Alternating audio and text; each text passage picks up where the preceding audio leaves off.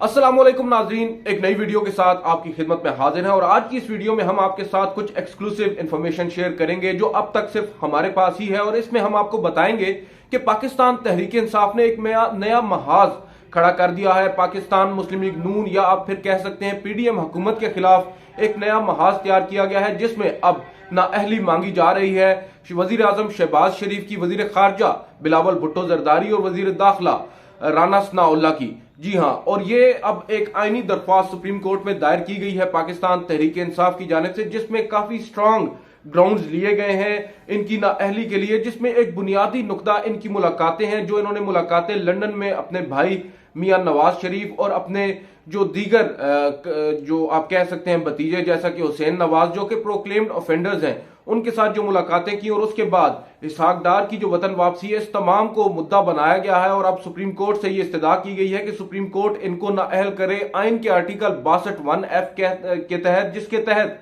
साबिक वजीर आजम नवाज शरीफ को भी नाअहल किया गया था, जिसको हाल ही में चीफ जस्टिस ऑफ पाकिस्तान ने एक ड्रैकोनियन लॉ कहा है। आज इस वीडियो को अब हम बाकायदा तौर पर शुरू करते हैं। ये दरख्वास्त बेसिकली दायर की गई है पाकिस्तान तहरीक इंसाफ की अंजीब अब्बास और हसन खान न्याजी जो कि भांजे हैं साबिक वजीर आजम इमरान खान के, और उन्होंने इस दरख्वास्त के अंदर अब सुप्रीम कोर्ट से ये इस्तदा की है, ये रिक्वेस्ट की है, ये प्रेयर की है कि जो वजीर आजम है शहबाज शरीफ, जो वजीर खारजा है और उसके अलावा जो वजीर दाखिला है राना सनाउल्लाह, इनकी नाअहली यकीनी तौर पर उन्होंने अब अदालत से मांगी। और उन्होंने ये कहा है कि इनको नाअहल किया जाए आइन के आर्टिकल 62(1)(f) के तहत, क्योंकि इन्होंने जो पाकिस्तान के राज हैं, जो खुफिया राज हैं, वो ऐसे गैर मुतलका गैर मजाज लोगों के साथ शेयर किए हैं जो कि इस वक्त आप कह सकते हैं कि इश्तिहारी हैं, मुजरिम हैं रियासत के। उनमें जो सबसे पहले नाम आता है वो साबिक वजीर आजम नवाज शरीफ का आता है। उनके हवाले से इन्होंने ये बात कही है कि वो एक प्रोक्लेम्ड ऑफेंडर है, एक रियासती मुजरिम है, उनको सजा हुई है और वो मुल्क से फरार है। उनके साथ इस तरह की जो गुफ्तगू है एक प्राइम मिनिस्टर की जानिब से करना, ये किसी भी सूरत जो है वो काबिल माफी नहीं है। इनके खिलाफ जो है वो कार्रवाई होनी चाहिए और इनको नाअहल करना चाहिए। और उसके अलावा उन्होंने आईजी पंजाब से ये अब जो सुप्रीम कोर्ट ऑफ पाकिस्तान से ये भी इस्तदा की है कि आईजी पंजाब को कहा जाए कि इनके खिलाफ क्रिमिनल प्रोसीडिंग्स शुरू की जाए जो इन्होंने आइन की और जो मुख्तलिफ कवानीन की शिक्कें हैं उनकी खिलाफ वर्जी की है। सीक्रेट एक्ट का यहाँ पे बार बार जिक्र आ रहा है कि सीक्रेट एक्ट की खिलाफ वर्जी की है और उस पर इनको सजा होनी चाहिए। और साथ साथ एक और तजवीज भी सामने रखी है कि एक इंटरिम गवर्नमेंट, जब तक ये जो पिटीशन है ये डिसाइड नहीं हो जाती, जब तक इस दरख्वास्त के ऊपर सुप्रीम कोर्ट हतमी फैसला नहीं कर लेती, तब तक एक अबूरी हुक्म देते हुए इस पूरी काबीना को घर भेजा जाए, वजीर आजम को घर भेजा जाए, इनके तमाम जितने भी वुज़रा हैं उनको फारिग किया जाए और एक इंटरिम सेटअप को अपॉइंट किया जाए, एक इंटरिम प्राइम मिनिस्टर हो और उसके साथ साथ एक इंटरिम काबीना हो जो कि तमाम तर मामलात को देखें और अदालत इस जो अपना फैसला है उसको यकीनी बनाए और फिलफौर यकीनी बनाए।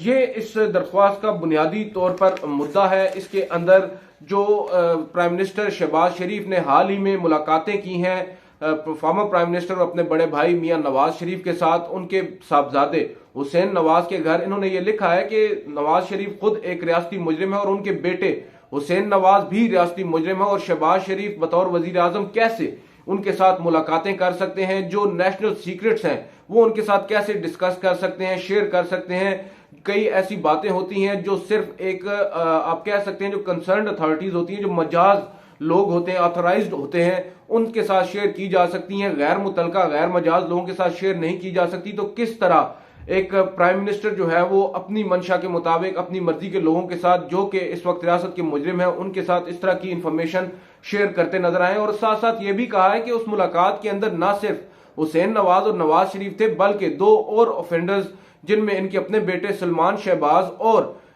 जो इसहाक डार हैं वो भी मौजूद थे। और सोने पे सुहागा ये कहा गया है इस दरख्वास्त के अंदर कि इस तमाम तर इन मुलाकातों के सिलसिले के बाद एक अपने ही तैयारे पे वजीर आजम के तैयारे पर एक पब्लिक जो प्रोक्लेम्ड ऑफेंडर है रियासती मुजरिम है इसहाक डार, उनको वापस लाया जाता है और उसके बाद उनको अपनी काबीना में हिस्सा बनाया जाता है, उनको वजीर खजाना भी बनाया जाता है। इस सब को इन्होंने अब आप कह सकते हैं कि जवाज करार देते हुए इनके खिलाफ नाअहली की इस्तदा की है सुप्रीम कोर्ट ऑफ पाकिस्तान से। और साथ साथ इस पूरी जो दरख्वास्त दायर की गई है इसमें 11 लोगों को फरीक बनाया गया है, जिसमें सबसे पहले रियासत पाकिस्तान को फरीक बनाया गया और उसके बाद मुख्तलिफ यानी कि principal secretary to prime minister को भी फरीक बनाया गया है, DGFIA को, DG नैब को, इलेक्शन कमीशन ऑफ पाकिस्तान को, और जो स्पीकर हैं कौमी असम्बली के उनको बनाया गया है, और जो IG पंजाब हैं उनको भी इस दरख्वास्त के अंदर और स्पीकर को बनाया गया है फरीक, और एक और पार्लिमानी वजीर हैं पार्लिमानी अमूर के, उनको भी इस पूरे दरख्वास्त के अंदर फरीक बनाया गया है। और ये काफी अब लग यूं ही रहा है कि पाकिस्तान तहरीक इंसाफ पूरी तैयारी के साथ अब जो वजीर आजम शहबाज शरीफ है उनके खिलाफ आई है और उनकी नाअहली मांग रही है। अब देखना यह होगा कि सुप्रीम कोर्ट इस पे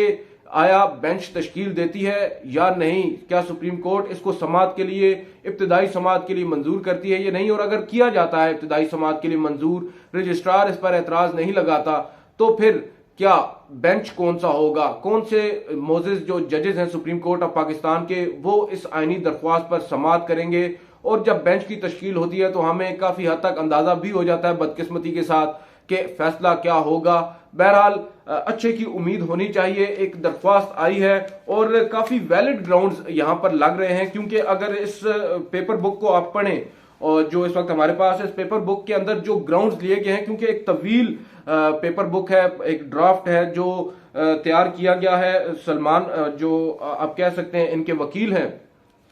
खुर्रम मंजूर भट्ट पाकिस्तान तहरीक इंसाफ के, उन्होंने ये तैयार की है और काफी डिटेल्ड इसके अंदर रीजनिंग दी गई है। एक एक जो ऑफेंस है उसके पीछे बैकिंग बताई गई है कि कौन कौन सी शिक है जिसकी खिलाफ वर्जी की गई है इसमें। और एक और अहम बात ये हुई है कि जो सदर मुमलिकत हैं उनके हवाले से भी यहां पर कहा गया है, जो आर्टिकल 90 है आईने पाकिस्तान का, उसके तहत जो वजीर आजम होता है वो सदर मुमलिकत के नाम पर जो है वो मुख्तलिफ एग्जेक्टिव अपने जो इकदामात है, अपनी पावर्स हैं वो इस्तेमाल करता है। लेकिन यहाँ पर उन्होंने जो प्रेसिडेंट ऑफ पाकिस्तान है उनको एतमाद में नहीं लिया ये सब कुछ करने से पहले, और ये भी आइन की खिलाफ वर्जी है। इस पर भी उन्होंने ग्राउंड्स बनाते हुए सुप्रीम कोर्ट से इनके खिलाफ कार्रवाई की इस्तदा की है। अब ये एक काफी स्ट्रांग किस्म की एप्लीकेशन है। अब देखना ये होगा कि सुप्रीम कोर्ट ऑफ पाकिस्तान इसको टेकअप करती है या नहीं। अव्वल तो देखना यह होगा कि क्या पाकिस्तान तहरीक इंसाफ भी सिर्फ ये दाखिल दफ्तर करने की हद तक आई है या वाकई इसको आगे परस्यू करना चाहती है, क्योंकि ये भी खबरें आ रही हैं कि हो सकता है वापस भी ले ली जाए दरख्वास्त। बहरहाल हमारे जराये के मुताबिक दरख्वास्त दायर तो हो चुकी है और काफी स्ट्रांग एक एप्लीकेशन है, एक मुद्दा है, इसके अंदर नाअहली मांगी गई है एक सिटिंग प्राइम मिनिस्टर की और एक बड़ी इस वक्त पाकिस्तान की जो सियासी जमात है उनकी जानिब से। आपको याद होगा माजी में जो उस वक्त प्राइम मिनिस्टर थे नवाज शरीफ, उनकी भी नाअहली इसी तरह मांगी गई थी इसी एक बड़ी जमात की जानिब से, और सुप्रीम कोर्ट ने उनको न सिर्फ नाअहल किया बल्कि ताहयात नाअहल करार दिया था। और अब बारी है उनके छोटे भाई मियां शहबाज शरीफ की। अब देखना यह होगा कि सुप्रीम कोर्ट अब की बार क्या फैसला सुनाती है। आज की इस वीडियो में इतना ही, आपको मजीद भी अपडेट करते रहेंगे। अगली वीडियो तक इजाजत दीजिए। अल्लाह हाफिज।